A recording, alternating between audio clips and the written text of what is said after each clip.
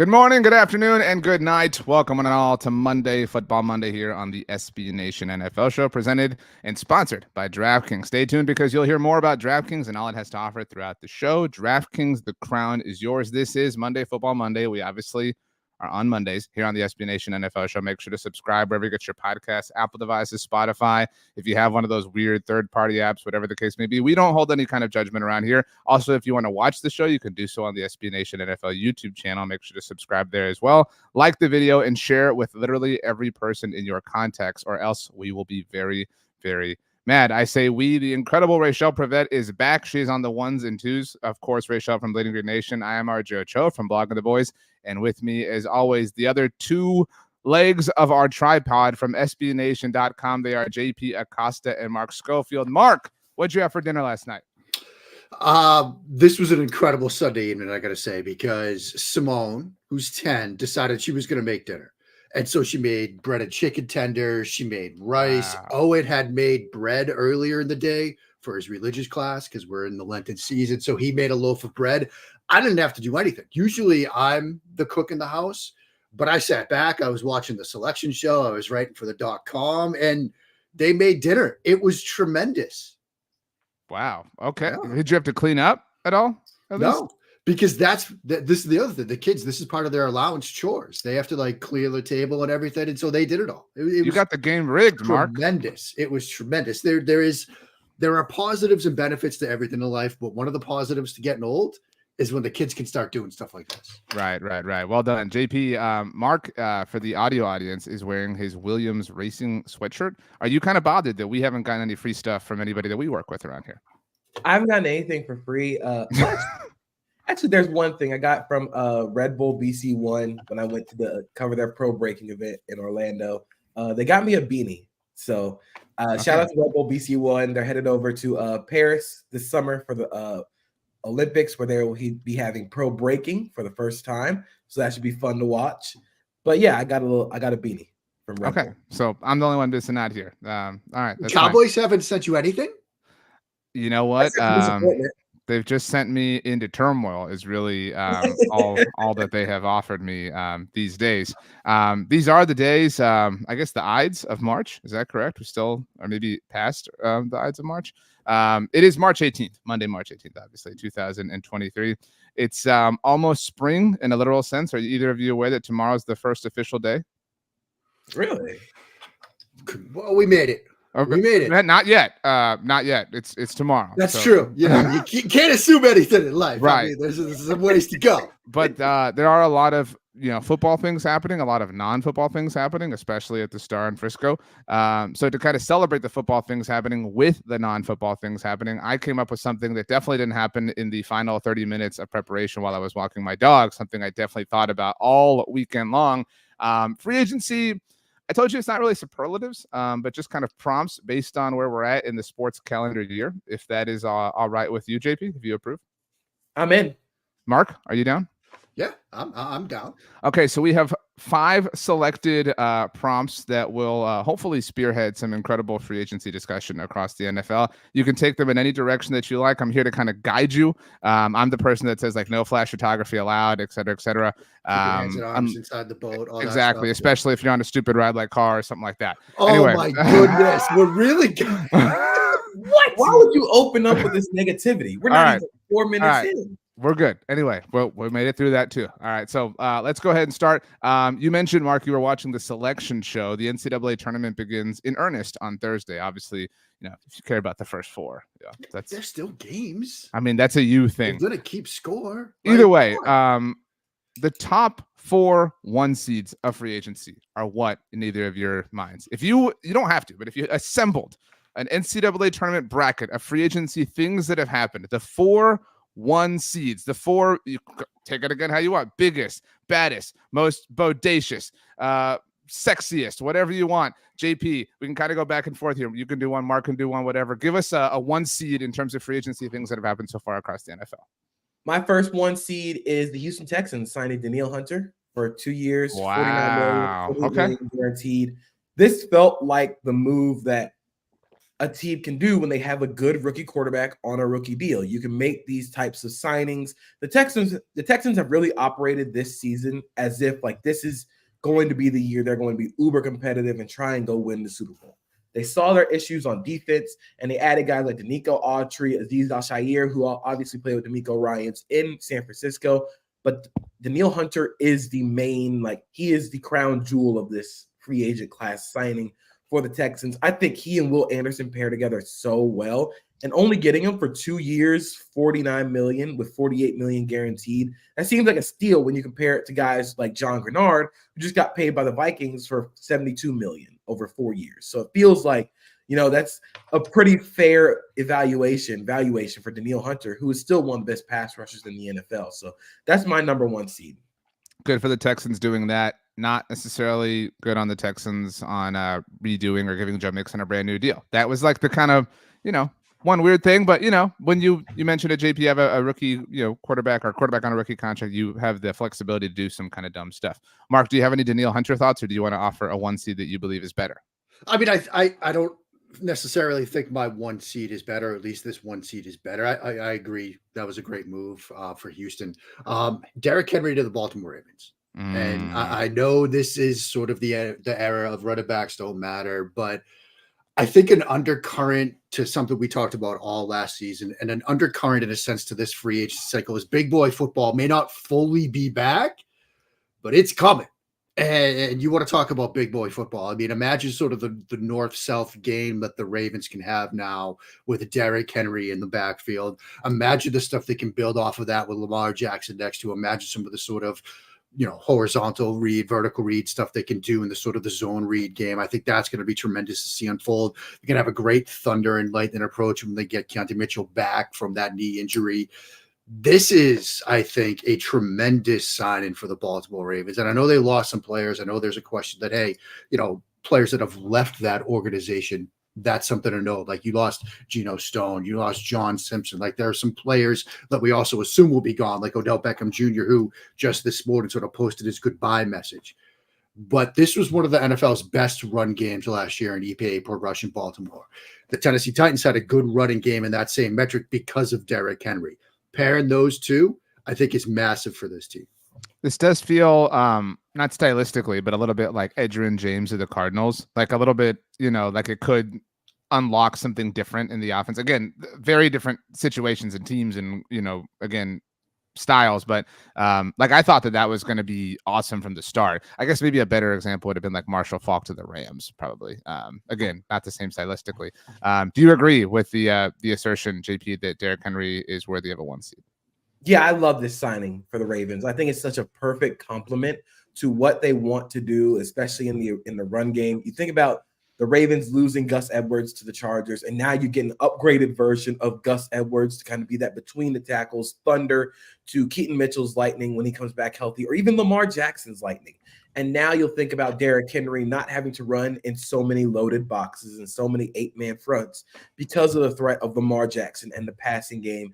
And that'll help not only to make Derrick Henry even more efficient, but it'll take some hits off of him. Derrick Henry has a lot of wear and tear on the tires.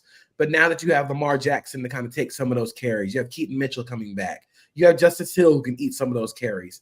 Now you're basically letting Derrick Henry kind of operate on a pitch count a little bit, and you can let him be even more efficient, even more dangerous in a Ravens offense that's going to continue to hit teams in the mouth.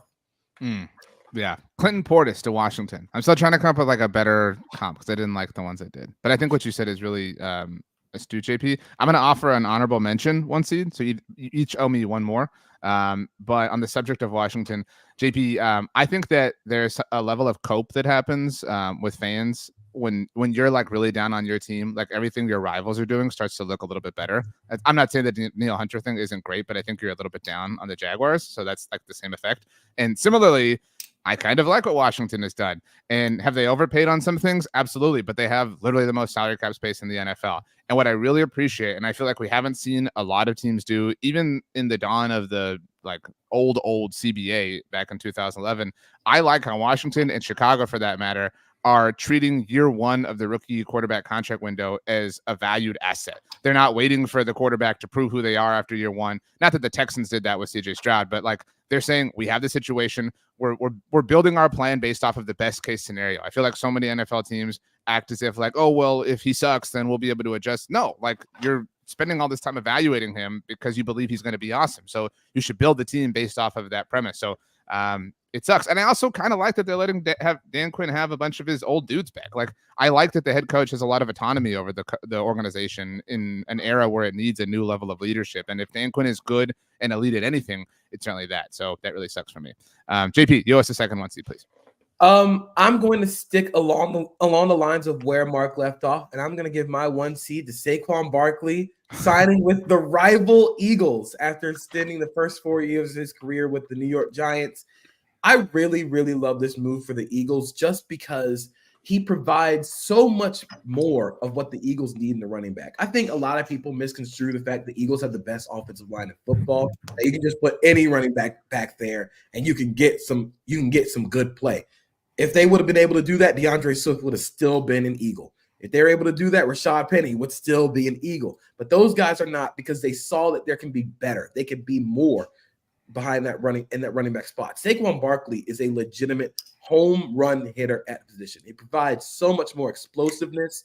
And especially as the Eagles kind of shift their offensive philosophy, I'm very, very intrigued by what the Kellen Moore Eagles mesh looks like, because those two offenses are very different, especially in the run game and passing game, like the disjointedness of it.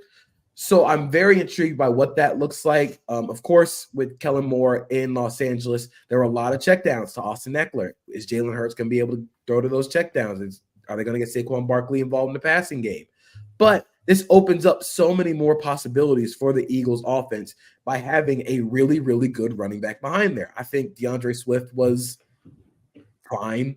He was fine, but there was a clear limit. You know, we saw that clear limit in the Eagles offense, especially in the run game, as Jalen Hurts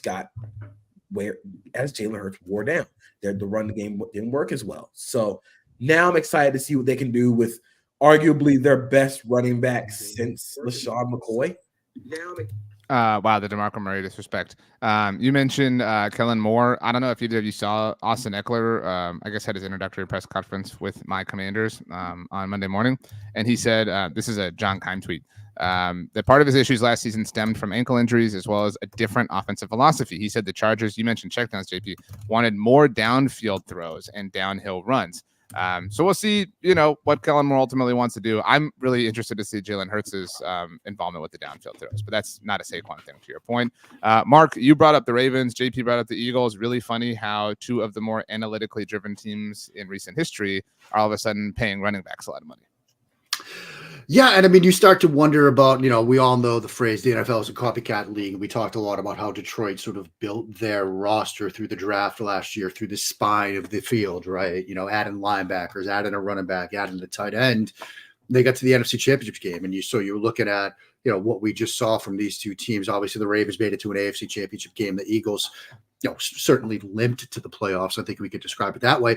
But they're following perhaps a similar model, like building through the spine of the field. And if, again, the idea that big boy football is coming back, we truly see it this year. Teams that invested in the running back position are going to see the benefits of it. I also think, look, this also sort of speaks to the draft class because, running back is not viewed as a strength in this incoming draft class. And I think the veteran running backs, as a result, were able to cash in on that because instead of being able to just say, look, we'll move on from a Saquon Barkley, we'll move on from a Derrick Henry, or, we don't have to sign a player like that. We could just add somebody at the draft. That option isn't there. And so teams said, okay, well, we'll go in a different direction and pay these veteran running backs.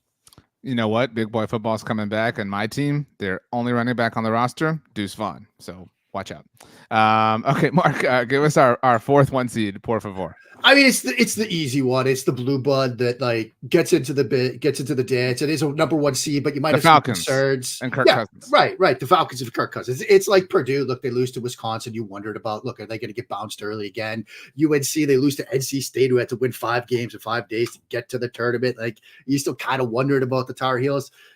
that's Kirk Cousins to Atlanta, because on paper, it's a massive upgrade at the quarterback position. He should be a good fit for that offense. He's got weapons around him, but it's what, a 34-year-old quarterback coming off an Achilles heel? Like, there's the sort of upset in the second round, doesn't make it to the Sweet 16. This could go south kind of situation. And look, I mean, we saw it last year with a team adds the veteran quarterback and get an Achilles heel 4 plays into the season. Like, I'm not saying it goes south for Atlanta.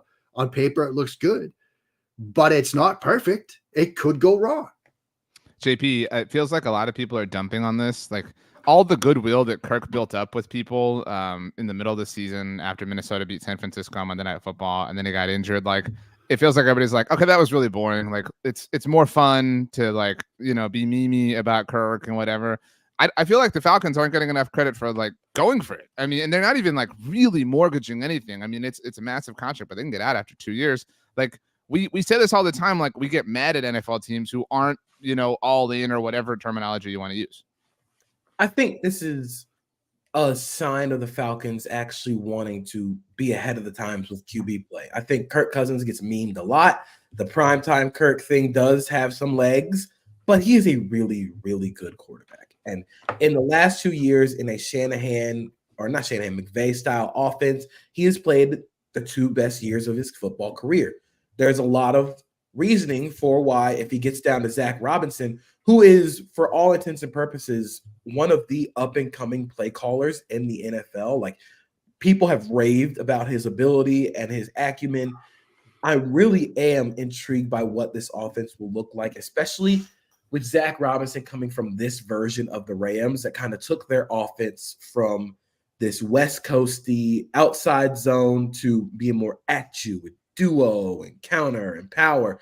And now we're going to see that in Atlanta, where they have the personnel to do that now, right? You don't have to invest too much in the offensive line. You still should, but that offensive line is made to do that kind of stuff. And now you add Kirk Cousins to raise the floor of that offense.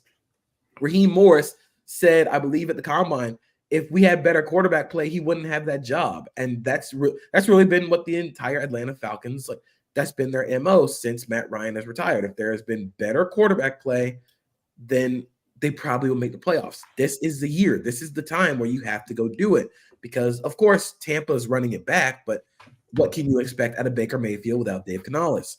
The Panthers are still maybe like 5 years away from being like 2 years away.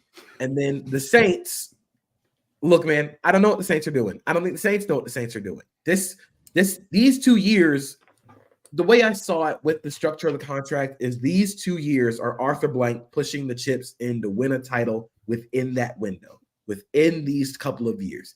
Because you look at how the structures of the contracts of their young guys, you have to start paying Drake London very soon. You got to start paying. You have to make the Kyle Pitts decision very soon. So this is the year. These are the 2 years. This is the window for Atlanta to go try and win the Super Bowl. Yeah, I feel like we don't give enough credit to the anti-rookie quarterback contract window philosophy. That's what Atlanta is. Like, they have everybody else on rookie contracts, but the quarterback on a lot of money. So good for them. 4 worthy 1 seeds. Calvin Ridley to the Tennessee Titans, really upset that they missed out. So, you know, sorry. I mean, that's like the top ranked 2 seed. Like, you could see some people, maybe. What's a better 2? I'm sure that will come up through the course of our conversation. Yeah. I realized I should probably go first just to vamp and give you each time because I'm surprising you with these topics. So I'll do that moving forward. Number 2 of our 5 topics here on the Prompt Show. What made you want to wear green? Today is March 18th. Yesterday was obviously St. Patrick's Day. I didn't see either of you or Rachel, so I hope all of you wore green, or else, obviously. So that being said, this is super low-hanging fruit, and I'm going to take it because it really bummed me out, and I think you'll both be okay with it. And that is Tyron Smith joining the New York Jets. Like, what the hell, man? Like, I, in a vacuum, am not upset with this. He's missed a lot of time. He he suited up 13 times last year, and that's certainly notable. And I get that it's easy to emotionally bet on that if you're a Cowboys fan. So, but I mean, he'd missed a lot of time. And I know each of you know that over the course of the 3 years prior. And so I would not bet on his health. However, contextually, given I don't know, like everything the Cowboys have done or haven't done, you kind of needed him. And letting him walk now creates a lot of problems for you because they already let Tyler Biadasz walk to the Commanders, so they need a new center. Tyler Smith, I think we all think is a well-capable left tackle. But even then, he's not Tyron Smith. I mean, he could be very, very, very good and still not be Tyron Smith. And even if you move him, now you have a hole at left guard. And so you potentially, even though Tyler has played the position, have entirely new starters from center out to left tackle in week 1 of 2024, which is a crazy thing to do in a season where you are expected to do a lot of things as a franchise that hasn't done a lot of things in a very, very long time. So letting Tyron Smith walk was extraordinarily painful for me. And it is the darkest of dark timelines for me as a Cowboys fan, Mark, if he helps Aaron Rodgers win a Super Bowl. Yeah, I mean, that's an added painful layer to it. I can only imagine. I mean, to see him go to New York and then to see Aaron Rodgers, who has been a thorn in Cowboy side for how long, have success with him, that's going to stay. It bums me out. It's like super depressing. So thank you for like adding more detail and specification to it. I mean, look, I that's what I'm here for. I'm here to make your life a little bit more painful every Monday. And do you have a green thing? I do. I mean, this isn't Patriots related. It's just player related in a sense. Justin Fields for a conditional 6th-round pick. Like that. I think I went literally green. You're just going like green in heart. Interesting. Yeah. Okay. I mean, to see him, he's probably going to a spot where he could have success, but to see the league, and maybe this is a function similar to the running back discussion of the league saying, look, we got a good quarterback class. So why do we have to go down that road? We can add a quarterback and coach him in our way. Maybe that's what the league was thinking, generally speaking. But I thought another team would have taken a flyer on him as a starting quarterback. Like New England, for example, they had an opportunity where they could have added Justin Fields, drafted somebody at 3 like Marvin Harrison Jr., and suddenly you're cooking with gas on that offense. Or maybe you trade out of 3 and you add Rome Odunze and you have Justin Fields and you've added a nice left tackle and suddenly you've got a lot to build around. But instead, look, they had Jacoby Brissett. They're going to draft somebody. I mean, to see Fields go from a top 1st-round pick to being traded for a conditional 6th, it's a fall that at some point we'll understand, but I just don't see it right now. The 2021 class, JP, is really only held up by your guy, T-Law. That's it. It was written before time. But I'm going to go from the gang green of the New York Jets to a different color green. I'm going to go to electric green. What are the Seahawks doing? No. I'm a little confused because they need a good linebacker play, especially in Mike McDonald's defense. Letting Jordan Brooks walk, not only letting Jordan Brooks walk, but to see him go to Miami for $10 million a year has to stay because that's really good value for Jordan Brooks, who is still a very, very good off-ball linebacker. You re-sign Leonard Williams. Of course, we knew that was going to happen. Noah Fant and Pharaoh Brown being the tight end signings. This just feels like a very interesting process for the Seahawks. It seems to me like they're going to go all in on the offense this year and kind of let the defense grow a little bit. But I'm very confused about their process at linebacker, considering the free agent market has told you what the NFL thinks of this upcoming linebacker class in the draft. It has been such a gulf between what linebackers are expected to do in the NFL versus what they're expected to do in college football. It is the same for quarterbacks, and why quarterback development has kind of taken a hit in the NFL versus where we thought it would be, and linebacker development in the NFL. There's so much different styles of play, and what they're asked to do is so different. I wonder what the Seahawks plan is at linebacker, considering they let Brooks and Bobby Wagner walk. Bobby Wagner was kind of a foregone conclusion. But now you have a lot of holes in a defense that already came in with a lot of holes. So I'm curious about what their plan is and what the process is behind that in Mike McDonald's first year. Wow. The Sam Howell disrespect also. Of course. I mean, that was honest. Like, I want to say that kind of redeemed Seattle's free agency so far for me, Mark. Like, I mean, because that's a strong word to use, JP. I saw you scoff, but like, I feel like they don't have I know your gripes are with the defense side of the ball, JP, but like, I mean, at some point the clock's going to hit midnight on this Geno thing. I feel like it already kind of has. Like, Sam Howell presents an option. You know what I mean? Like, I don't feel great about this, but like, I like entertaining options at the very least. I don't know, Mark, your vibe on Seattle. Yeah, I mean, I'm definitely with JP on the defensive side of the ball. Like it's all very sort of confusing. And I thought, look, Mike McDonald, he had an opportunity to bring in Geno Smith. I thought that was going to be a move that they were going to make to, bring somebody who's got a familiarity with his defensive concepts. And they didn't do that. I am wondering, and with respect to the Sam Howell thing in particular, like, yeah, it's a worthwhile flyer. Mm-hmm. You're seeing Drew Lock walk out the door. As you said, at some point, the Geno Smith conversation will turn. At some point they might have to make a move at the quarterback position. And I'm always somebody that's of the mind that if you have an opportunity to perhaps develop a young quarterback, it's worth taking that shot, especially if it's a low cost investment like this one. And B, you need a QB2 in this league. Like you just do. It's a fact of life. The quarterback sometimes goes down. You need a viable quarterback behind them. So I do like that, but I think there are problems, and as JP articulated, they're more on the defensive side of the ball. You've had holes coming in, you still have holes going out. Okay. Well, good job, JP, on setting the Seahawks on fire. I hope you feel proud of yourself. Okay. So my next one, I just need a teeny tiny bit of clarification. I think probably from JP, just to make certain. This was the spelling one that Rachel was concerned about. What is your WcDonald's of last week? So I just want to understand if WcDonald's is a good thing or a bad thing. Like that's, again, I'm a little bit confused on this. Mark has the WcDonald's cup. Mark, can you actually explain that really quickly? Because Rachel didn't know. Yeah, I mean, I think JP could probably explain it better, but like TLDR version, anime shows would reference McDonald's, but because of licensing rights, couldn't have the actual arches and McDonald's, so they called it WcDonald's. Now, McDonald's, instead of like just suing all these anime shows and all these production companies, said, you know what, we'll lead into it. So they produced WcDonald's. So JP, is this like a good thing, or is this like, because I kind of view it as like an upside down thing, like a what's left is right, what's up is down kind of thing. I think I view it as something that we thought would be a little chaotic or a little bad, but actually turned out to be pretty good. Okay, then I feel prepared to offer mine and to vamp for each of you to think and marinate just a second.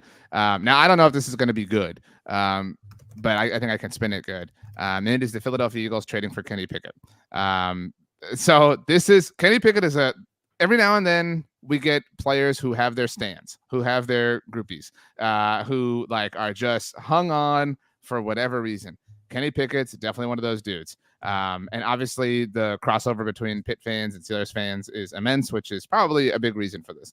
That being said, Kenny Pickett goes for I think more than we thought, and is given up on by the Steelers, which is probably the most notable thing. I do find it interesting, though, the chaos of it all, that he was traded for by the Eagles specifically. I know the Eagles were in on Justin Fields, so like this is kind of not necessarily a Kenny Pickett specific thing, but I applaud teams for prioritizing QB2. That's the way I made sense of the Cowboys trading for Trey Lance last year, because I feel like not enough teams do give it proper consideration, and you end up in a situation where you need that position, for a month, and you're screwed if you don't have somebody who's capable. So I like the archetype of the young quarterback who has started a lot of games, has that experience. Pickett, Fields certainly offer that. But it is kind of weird, especially when there has been some questions about Jalen Hurts. Maybe I'm reading too much into that from the Cowboys slant, Mark. I don't know. It's a weird thing that Kenny Pickett is now an Eagle at the very least. Yeah, it's a weird thing. I think it sort of fits in line with, if you think back to when they drafted Hurts, Roseman had that line. Right. We want to be in the quarterback development business. We want to be a QB factory. So this is, and I sort of wrote about this, like you look at all the QBs they've added just since they drafted Wentz, whom they traded up to go get. Like it kind of makes sense. Sorry, Mark. Right after signing, was it Chase Daniel?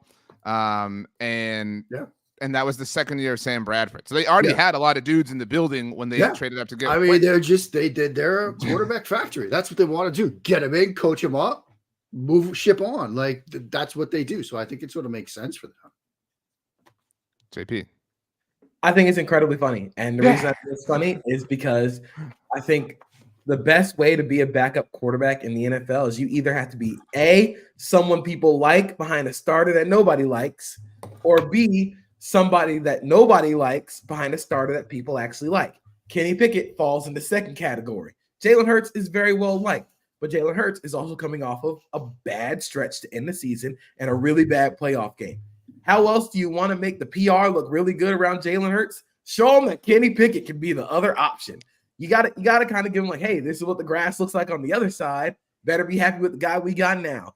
So I'm really honestly, that's the way that I look at it. It's the way that I'm looking at a lot of the backup QB things that the Browns have done, because the Browns have also kind of picked up on a lot of guys that like people, like generally people in the NFL kind of like to counteract the nasty man.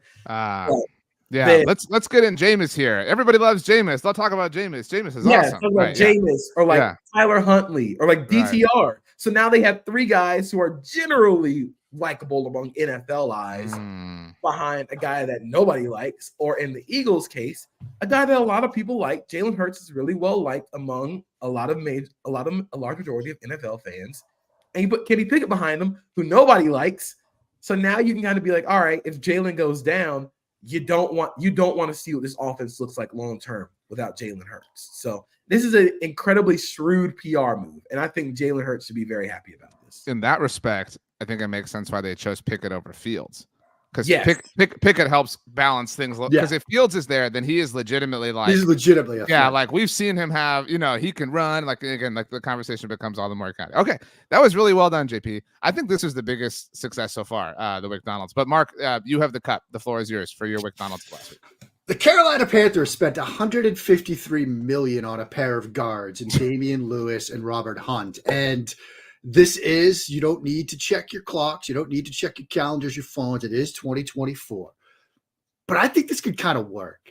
And the reason why I think it's going to kind of work is you've got a quarterback in Bryce Young who needs to develop, who needs to fix some things, and is my size, okay? And when you've got $153 million invested in two guards that can sort of protect those A gaps, keep you clean, not force you off the spot early in the down, I think that could be critical. And so, yeah, it's $153 million. Seems a little chaotic, but I'm kind of buying it. I love what the Panthers have been doing. Like I said, they're maybe 5 years away from being 2 years away right now, but it makes a lot of sense what they're doing. And it makes a lot of sense within the context of where the NFL is going. Like we've said, if we are going back to running the football, getting ahead of teams in the run game, spending $150 million guaranteed on guards makes a lot of sense. Robert Hunt is going to push a lot of people around at right guard. Damian Lewis going to push a lot of people around. And when you think about what Bryce Young needs to be, at least you need to get Bryce Young to be at least successful. You don't have to get him to be top 10. You don't have to get him to be top 5. You need to get him to be average. I think that is where a lot of the NFL is starting to shift a little bit, where I think a lot of teams are starting to become like, oh, we don't have to have a guy. We don't have to have Mahomes in here. If we can get Jared Goff and surround Jared Goff with one of the best offensive lines in football and premier players at every position, we can just San Francisco the heck out of this team. So I think with what Bryce Young can do, I think the most optimistic thing for him is, you want to get the ball out quick. You want to run the ball, have heavy run the ball, get him in the RPO game. You think a lot about what Tua did before he got Tyreek Hill. But when you think about what Deontay Johnson brings, who they traded for, a really good trade by the Panthers, by the way, trading for Deontay Johnson, not giving up too much. It's easy separation. We didn't mention A'Shawn Robinson. Again, they know what they're doing. They know exactly what kind of defense, they know exactly what their philosophy is going to be. They want to stop the run and want to run the ball. And I think that's going to really help their young quarterback. It makes a lot of sense. But again, they're still quite a ways away, especially without having Brian Burns. This is going to sound weird, and this is chaotic as well. I think the Panthers should be applauded is a strong word, but deserve some props for trading Brian Burns. And I don't mean it in the way it sounds, but there were so many people who are rightfully dragging them for turning down, obviously, the Rams offer from a couple of years ago. But it's a different kind of sunk cost fallacy. To not give him up now because you had a bigger offer in the past, just do it now. You know what I mean? Again, you accepting and admitting your errors is a noble thing and a sign of maturity. And so it sucks, but at least they're capable of saying it sucked and they're not still holding on to it because it sucks. So I don't trust the Panthers by any stretch, but this was a good one, Mark. Okay, McDonald's has the chance to be the best category if JP can land this plane. So my McDonald's it was initially going to be the Panthers. But okay, Mark took that one. I'm going to go with a team that came in with a lot of money to spend in free agency, but haven't really gotten a lot of big names, but I still like what they're doing. And that's the New England Patriots. I really think the Patriots, it's been very quiet in terms of, oh, we thought they'd go for Calvin Ridley, got priced out of Calvin Ridley. Oh, I thought they'd be Danielle Hunter place. Well, Danielle Hunter goes to the Texans. Like, okay, we'll just spend a lot of this money kind of not nickel and diming, but getting a lot of quality role players, getting Kendrick Bourne back, of course, coming off the ACL tear, but Kendrick Bourne is still a really good number 2 or number 3 receiver. You can get him back, get a veteran in the room. Hunter Henry is a very good vet at tight end. Antonio Gibson is a really, really nice compliment to what Ramondre Stevenson brings, especially in the passing game. And then defensively, I love what they have done. I love that they are able to bring back Anthony Jennings and Josh Uche. I think Sione Takitaki is a really cool fit in that defense. It really seems like they are building up the floor of this roster. They want to try and get all the not mid-size like a car, but they want to get the it's like a batting order. They want to get their 5th, 6th, 7th of the batting order. They want to get those guys. So they want to get those guys locked up before trying to add the top of the order in the draft, which I think is really smart for a team where the Patriots are, who needs an influx of explosion and young talent. I think getting Christian Gonzalez back from injury is going to help a lot. I think keeping Onwenu, moving him to right tackle, that opens up a lot of possibilities. So I really have loved what the Patriots have done. I love what their process is going out this. And I also think it speaks a lot to Jerod Mayo as a coach and Jerod Mayo as a person and how respected he is within the Patriots locker room. Because Josh Uche turned down double-digit $1 million deals to re-sign with the Patriots for $3 million. A lot of people would probably take those double-digit offers, but re-signing with the Patriots, he believes in the Jerod Mayo vision, and I'm starting to buy in too. Mark, this is you. Yeah, I mean, I think JP kind of nailed it. No surprise there. And if you think back to where we were last week when we were wondering, look, the Patriots have all this cap space, but are they going to have to overpay because you don't have Brady, you don't have Belichick? It's sort of a new coach in Jerod Mayo, first-time head coach. Like, are they going to have to pay a player like Calvin Ridley a massive deal to get him in? That could have been their move. They could have overpaid for Ridley, and that would have been their big move, their only move, perhaps. And instead, they sort of filled out, like JP said, the middle of their order. They've got their big players back, some big players back. And Uche, I think that's a big one for them. And now they could start to add. And the other thing the Patriots have done historical over the years is like that third wave of free agency. Like from now on, when it's like the signings that really go under the radar, we won't add them to the tracker. JP's not going to grade it, but we're going to get to say October, November, and suddenly these players they've added these next couple of weeks are playing a big role for them. Like, that's the way they've historically done things. And if they can continue to do that and hit on some picks in the draft and get Gonzalez back, they could start the turnaround. I'm not saying they're going to nail it. I'm not saying they're going to be a playoff team. And they obviously have to do something pretty big with either that third pick with the quarterback they draft there or whatever they decide to do, trading out or however they approach it. They've got to get some moves right here going forward, but it's a good start. Okay. This was a success. McDonald's is going to be kind of hard to top, if I'm being honest here. Oh boy. But we are over the hump, and we're now on the downward side. We have 2 categories left. I actually think that the 5th one has potential. Okay. So we'll see. But category number 4, prompt number 4, whatever you want to call it. I mentioned tomorrow is the first official day of spring. It was a bit of an Easter egg. So name the most springy move of free agency. You can take this once again in any direction that you want. It can be associated with the time of year. It can be like a spring and a leap forward. It could be whatever. And so I will go first, and I will say the Tennessee Titans signing Calvin Ridley. Because did they significantly overpay? Absolutely. Did they upset our very good friend JP? 100%. Is it a little bit questionable? Certainly. But we aren't giving them the same benefit of the doubt. I don't mean that the talent is the same as we are Houston or Washington or any of these teams operating with a rookie quarterback contract. I think that they deserve a teeny tiny benefit for that. Now, I recognize Calvin Ridley's age. I recognize all of the factors and variables, but I do think they're trying to spring themselves back into contention. They're very clearly, JP, I don't know if you would agree with me, the worst team in the AFC South.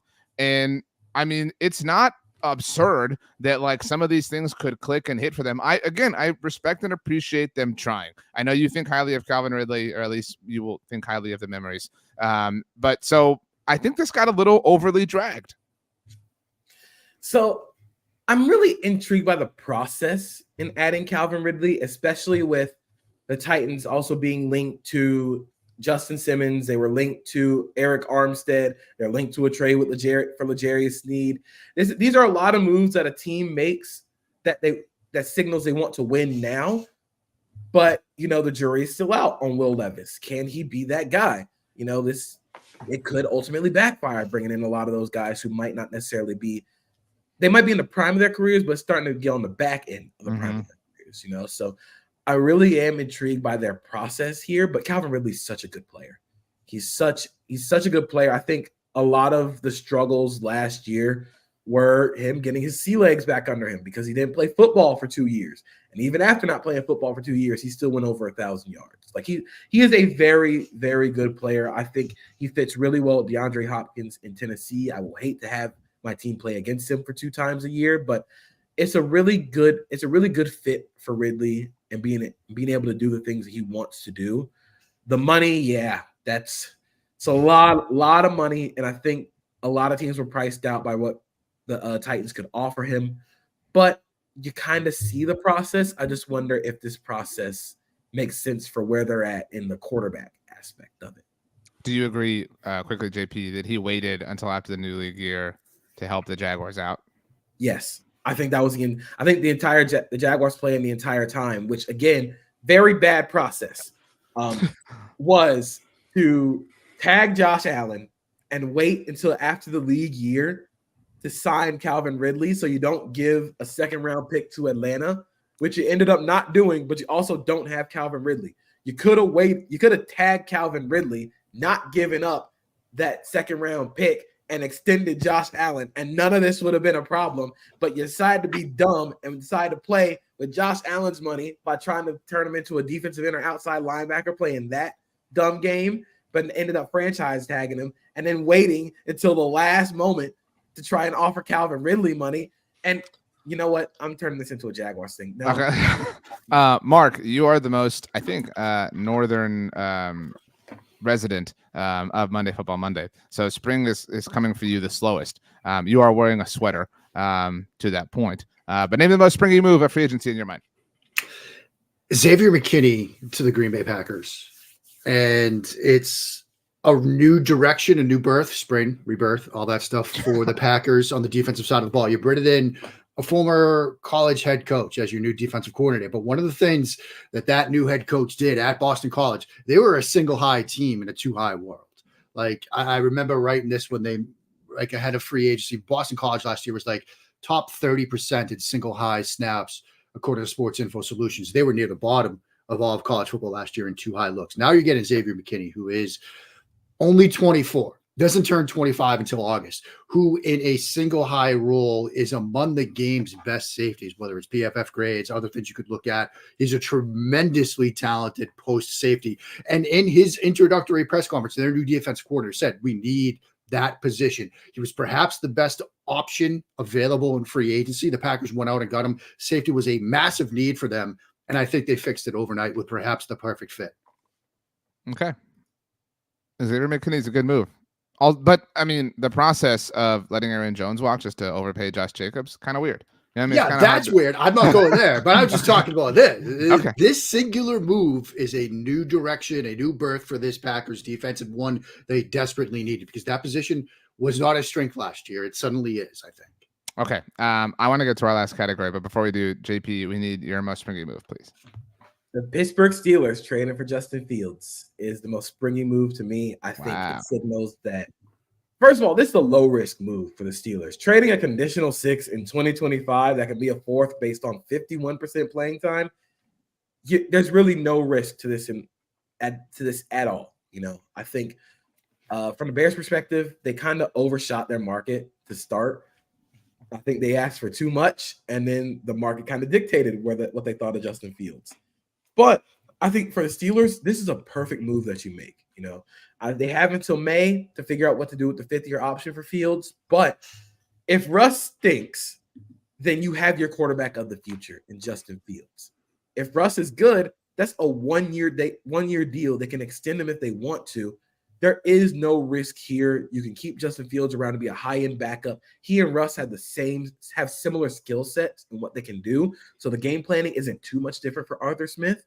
This makes so much sense for Justin Fields, for the Steelers.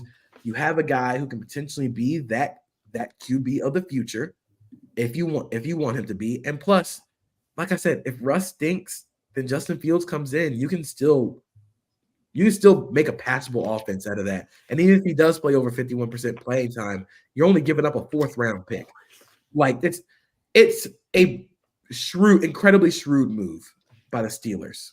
Well, the opposite of shrewd is love, I guess. Or hold on, we're looking this up.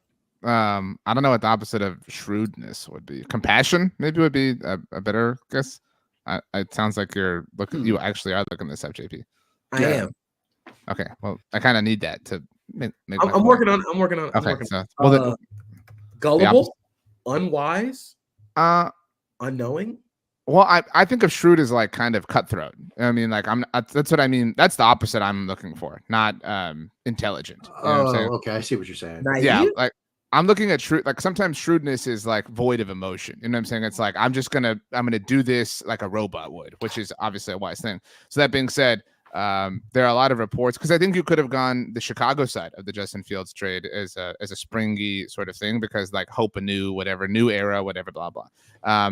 There are reports, Mark. There are mixed reports on the subject of emotion that the Bears did right by Justin Fields. So how much stock do you put into this that Ryan Poles legitimately took less, so that Justin Fields could go where he wanted? I mean, there are at least some reports out there that 4 other teams were in the mix, but Fields preferred Pittsburgh, and so that's what they did. But it's clear that the market wasn't there. Mm-hmm. And so if one team was saying, okay, well, here's a conditional 5th that can go to a 4th based on 51% of snaps, and instead you take a 6, and again, it's a 25 pick, so you kind of devalue those anyway.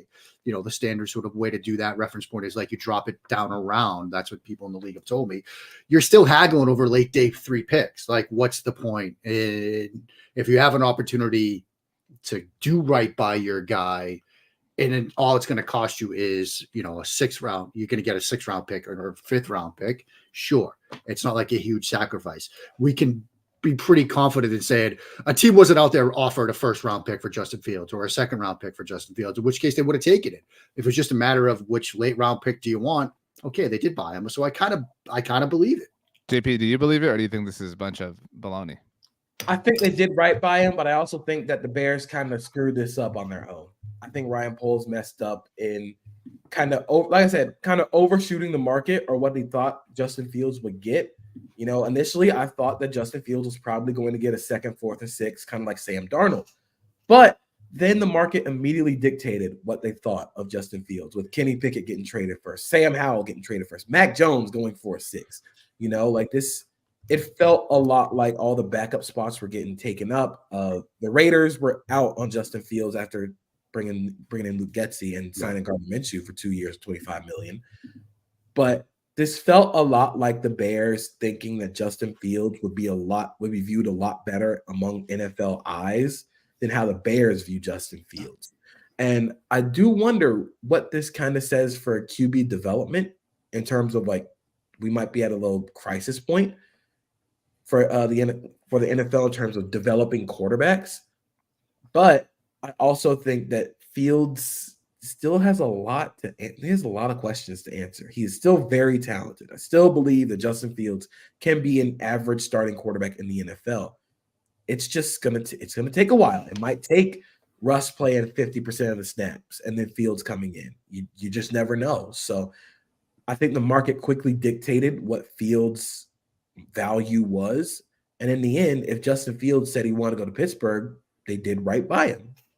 Okay. I'm glad that you're both optimistic people. That's what I like to surround myself with. So respect. This last question, kind of a negative slant. Here we go. Who is the Rick Pitino of free agency? So for anyone who missed this, Rick Pitino's St. John's Red Storm missed the NCAA tournament. And Rick Pitino, in a point of serious pride, called the process fraudulent. And openly said that they would decline an invite to the NIT, which I'm sure, Mark, you value highly, given that you value the first four. So that being said, you can take this however you want. Who is the Rick Pitino of free agency? And if I may, I'll go first. May I? Go ahead. I'm going to say, and you can kind of combine them into one single person, Jerry Jones and Steven Jones. Get the hell out of my way. Yeah, I mean, that was the easy one.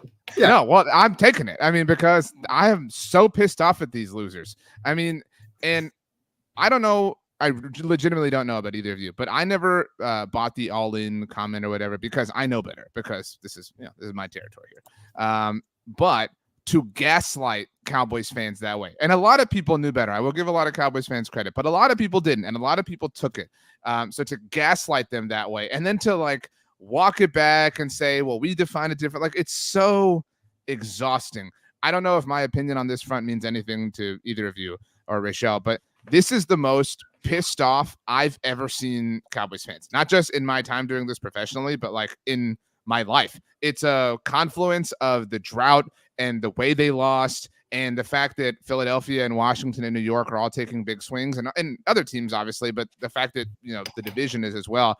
And the fact that the Dak extension thing is hovering over the air. Granted, they did do a restructure this morning on Monday, to provide a whopping $5 million in salary, $4 million, in salary cap space. Like, it is amazing to me, JP, that 31 of 32 NFL teams and hundreds of thousands of professional analysts across television, podcasts, radio, the internet at large, and millions of educated fans that have utilized all the resources accessible to them, including all of the analysis provided by the people I just mentioned, that all of these people, which once again includes the literal rest of the league, feel one way about this section of roster construction in the offseason.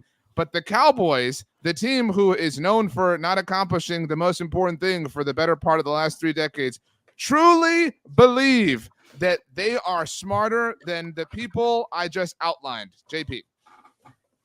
I just want to know what the process here is. I think with free agency and a lot of offseason moves, I want to know what the process is. You can tell what the vision is for what they want to be by the players that they add.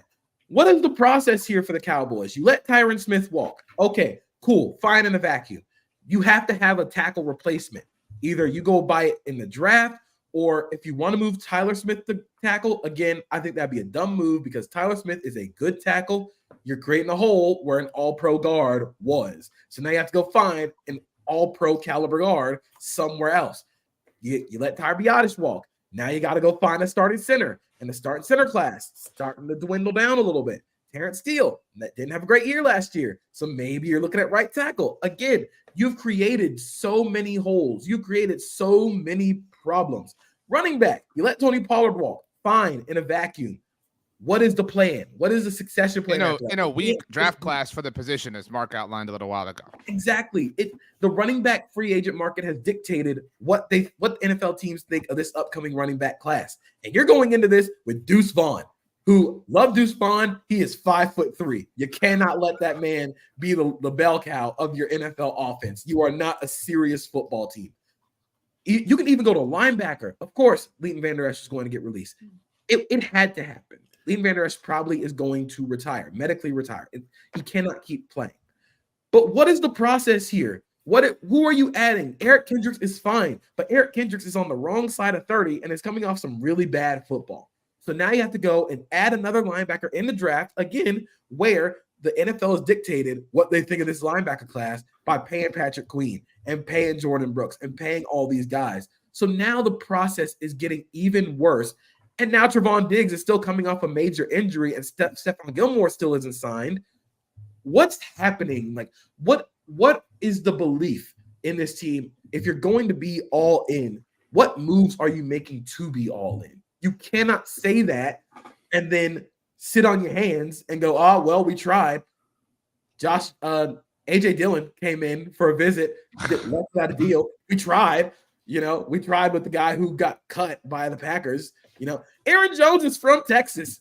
Like, that was an easy move. It was right there. But it just feels like the process has been so bad for for the Cowboys this year, especially in the offseason. Mark? I'm sorry, RJ.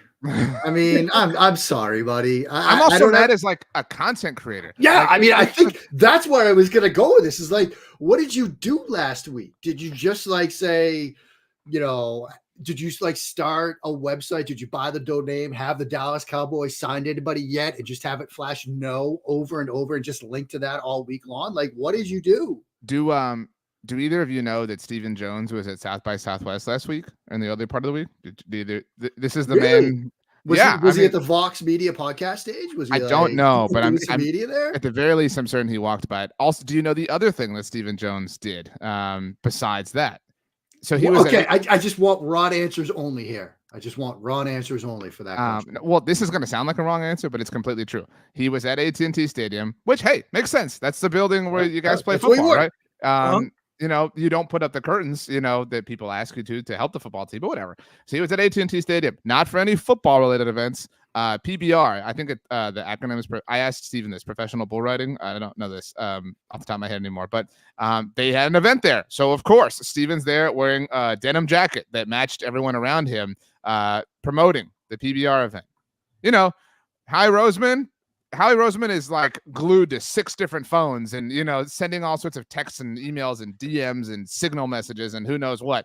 I mean, meanwhile, Stephen Jones, we're just straight chilling, man. We're at the PBR event. He's in his Yellowstone era. What do you want, man? We're complaining about, and what frustrates me to no end is that there are people who still eat this slop up that are like, well, they have no salary cap space. What do you want them to do? They control this. Like they completely could fix this like on their own. Do not fall for it. So they are Rick Pitino. What have the phone lines been like on your morning show? Dude. I mean, like, is it just full on despair? There are really two. Like, what's the breakdown? There are 2 camps. There's nobody in the middle here. I would say 70, maybe 65% of people are grab the pitchforks, let's go, screw these dudes, like, regulators mount up, we're riding to just like kind of take over things. Great reference. Thank you. And the remaining 35 to 30% are the full-on cope people. Like, we haven't signed anyone in free agency the last few years. We've gone 12-5, each of them. Like, this is exactly how they always do. They're going to be just as great. And the actually thing that breaks my brain the most is there are some people who feel like, don't worry, like they don't need to do anything. They're that deep into the cope. But these copers also think that Dak sucks, right? Like, there's something so great about the team that they don't need to add any kind of level of free agents whatsoever, but the quarterback is terrible. Like something has to be saving them year in and year out if they're not, adding any kind of notable talent. And I'm not saying they can't draft because they're an amazing, team for the most part of that, but their draft class last year was horrible. And to your point, JP, even if the league or the draft class were deep at these positions that they need, you have a finite number of picks and you have completely telegraphed your intentions with regards to the draft. Everybody thought that the Bills jumped up to get Dalton Kincaid in front of them last year. I didn't buy that personally, but they absolutely need a running back. They absolutely need a linebacker. They might need a corner. They might need another defensive tackle. You just have they need everything. So maybe in that sense, like you can't really telegraph anything, but it has been such a bummer of a week. I can't remember the last time I was down this bad. Thank God Man United won on Sunday. But okay. Mark, Rick Pitino, in your eyes. This one's going to be hard to top. I recognize that. Yeah. And I mean, it's probably the other organizations like, thank God for the Dallas Cowboys, man. And that's the Buffalo Bills. I mean, because they still love Josh Allen. Okay. So that's going to be okay. You're in a division where the Patriots are sort of trying to come back. You've got Aaron Rodgers coming back from an Achilles and the Miami Dolphins who can't play when it's below 50 degrees. So you're probably still going to be okay. But you're seeing like 6,000 snaps from last year walk out that door. I mean, you've lost a lot of talent. Like you've lost at one point what was perhaps the league's best safety tandem. Like that seems to be gone. Like Gabe Davis. And again, I know a lot of Bills fans aren't exactly elated with Gabe Davis, but those snaps are out the building. You've lost a lot of players. You've lost your starting center. So look, they were just like Pitino, like, forget you guys. We're going home. We're not going to play. We're not going to play your silly little reindeer games. And if it weren't for the Dallas Cowboys doing what they didn't do over the past couple of weeks, days, we'd be talking about the Bills a lot more. I think that's strong. But who's the one person then? If you have to pick the Rick Pitino. The Rick Pitino? I guess it's McDermott. I mean, our good friend Matt Warren seems to have indicated over these past couple of months that, like, at some point, like, the Bills are going to come due from Sean McDermott. And are we there yet? I don't know, but at some point, there's nobody else left to blame. Well, we're setting up the season of volatility for him, where like Bills fans, like the fighting is going to be, what do you expect him to do? They didn't do anything. They didn't have anybody. Yeah, exactly. Yeah. Wow, respect. Okay, JP, close us out with who is the Rick Pitino free agency in your mind that is not the Jones boys or I guess Sean McDermott. The Las Vegas Raiders signed Christian Wilkins and then decided like, we're done.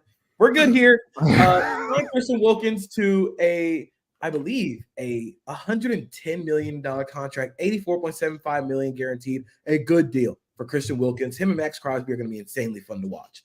But paying Gardner Minshew 2 years, $225 million and $15 million fully guaranteed to do the same thing Aiden O'Connell does is really bad business. We talk about bad hoops and bad buckets that gets played. This is bad business by the Raiders. What is Gardner Minshew going to do? What is the benefit of adding Gardner Minshew to this room and still, I mean, it doesn't take them out of drafting a quarterback. It shouldn't.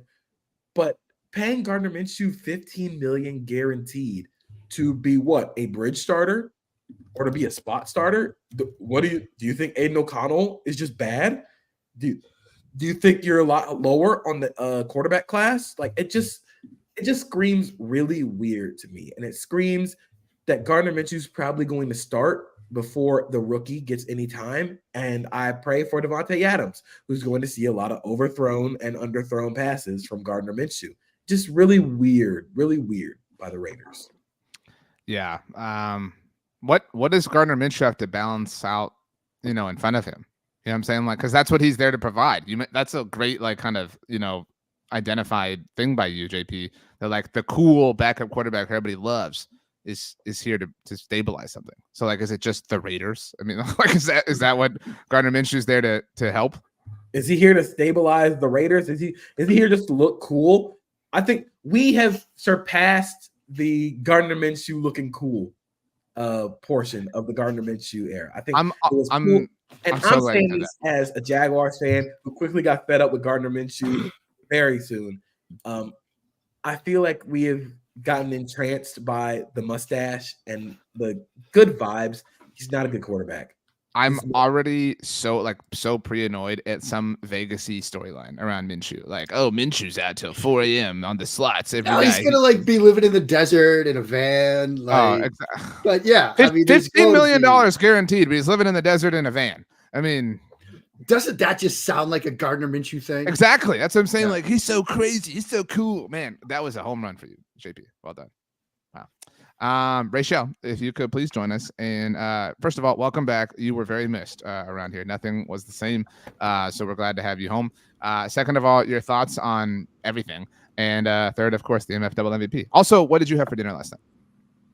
I was actually still in Dallas last night, and so I had golden chick for the first time. Oh my gosh, congratulations to you. Wow. Great call. So it was pretty good. I was actually, pretty satisfied with that. But shout out to RJ, because I feel like this was a very fun prompt. I like when we do the games because it requires creativity. Mind you, RJ did have extra time because he came up with them. But shout out to all of you guys for being able to be creative and quick on your feet with these because you weren't really prepared.